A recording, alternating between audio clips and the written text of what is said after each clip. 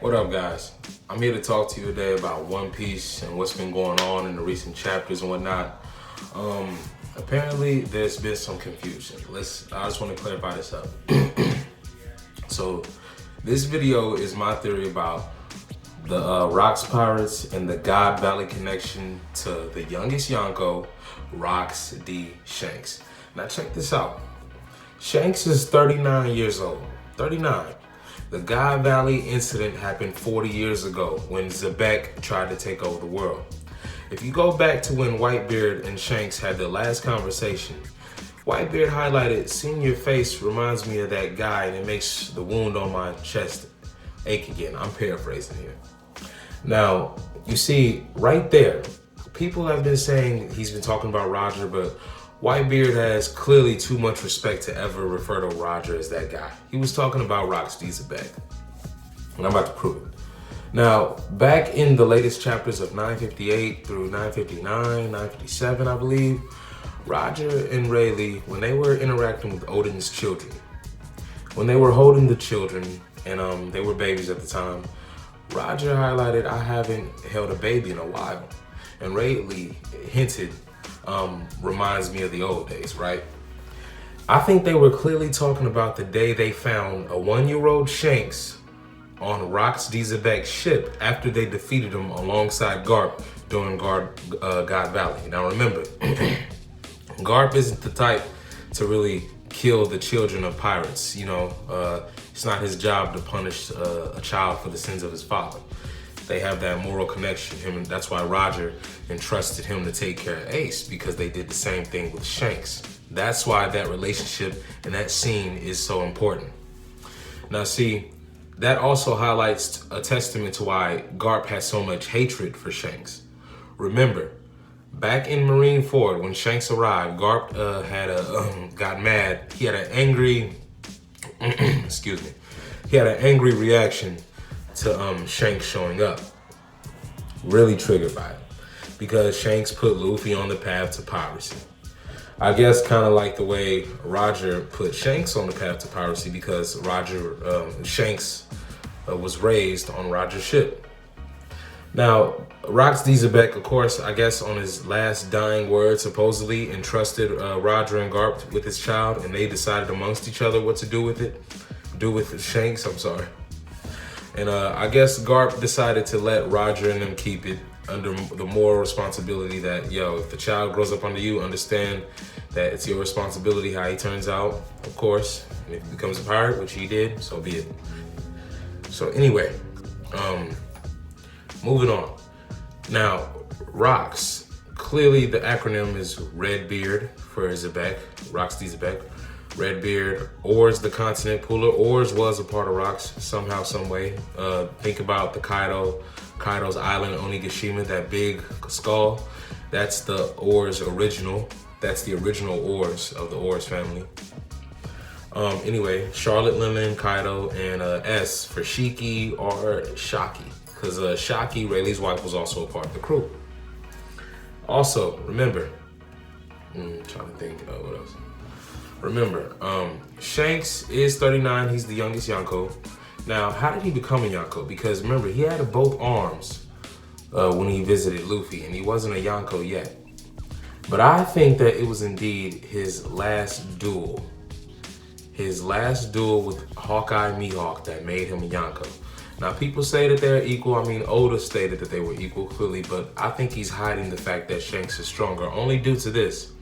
If Mihawk fight Shanks, it's a lose-lose. Because one, if he loses to Shanks, he got beat by a one-armed man. If he beats him, he was easily able to beat him because he had one arm. So it's a loss of pride for Mihawk and prestige. Now, remember back when Mihawk first visited Shanks to show Luffy's bounty? Well, aside from Mihawk showing up to show Luffy's bounty, that was the first time they had seen each other since their very last duel. Think about that. Now, Shanks clearly took his presence as not a threat, but as a symbol of a match, because Shanks asked him, "Hawkeyes, long time no see," I'm paraphrasing. "I'm not feeling so well," he had a hangover.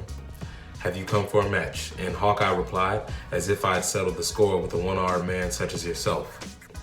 Now, if you're the world's greatest swordsman, which Hawkeye is, you wouldn't go out looking for matches. They come to you because you defend the title. Now, why would Shanks take his presence as a challenge, even though despite overlooking the rivalry, why would he take his presence as a challenge when Mihawk is the greatest swordsman? Matches come to you. Now, he didn't know that Mihawk was going to show Luffy's bounty until he actually did, but Shanks took his presence as a challenge, and Mihawk highlighted as if I'd settled the score. So that either implies that their last duel, which made Shanks and Yonko, either ended in a draw, which I'm not even disputing, I wouldn't be mad at, or Shanks indeed bested him with both arms before they were cut off.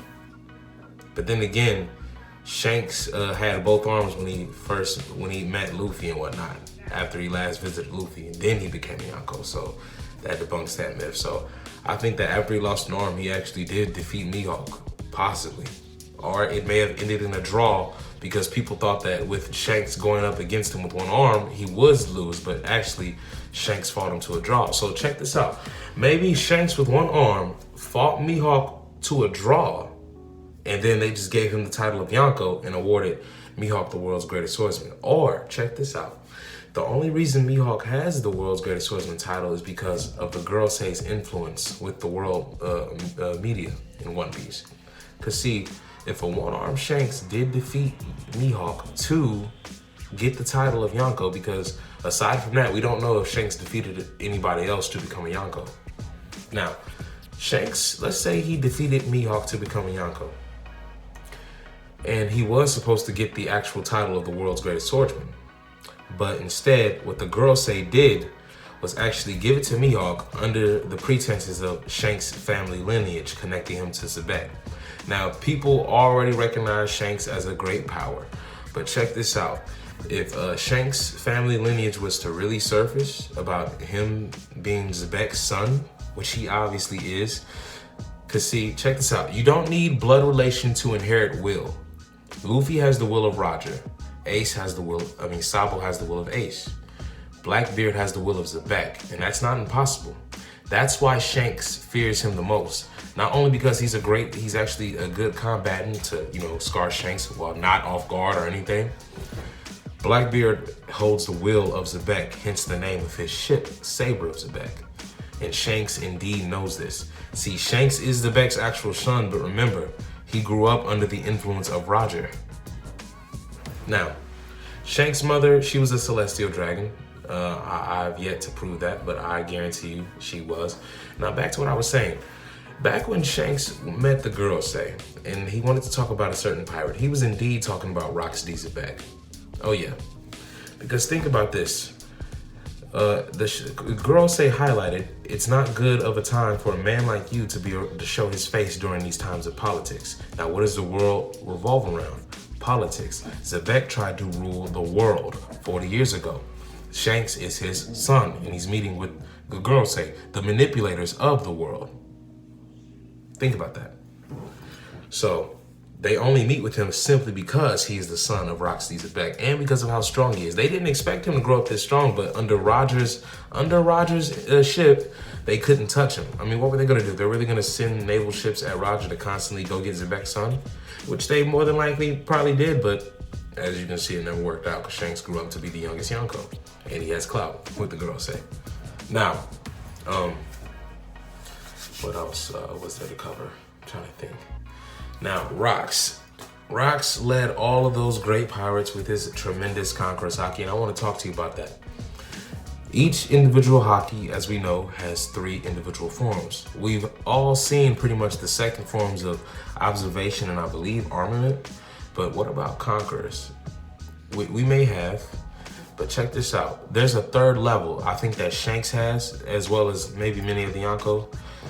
It's called the color of the will of the emperors. Now, we've seen the color of the Supreme King in the clash between Luffy and Katakuri, which was highlighted by Bubble or whatever damn name was, the girl who was spitting with the bubble gum and whatnot, interfering with the battle. She highlighted it was the color of the Supreme King.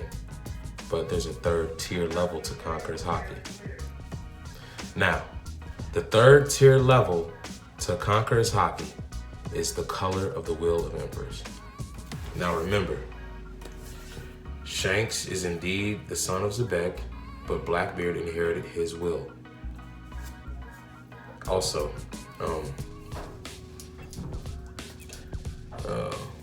damn, I'm losing track. This shit is so good. I'm sorry. I shouldn't have cussed. I'm sorry. I want to talk about stretch over.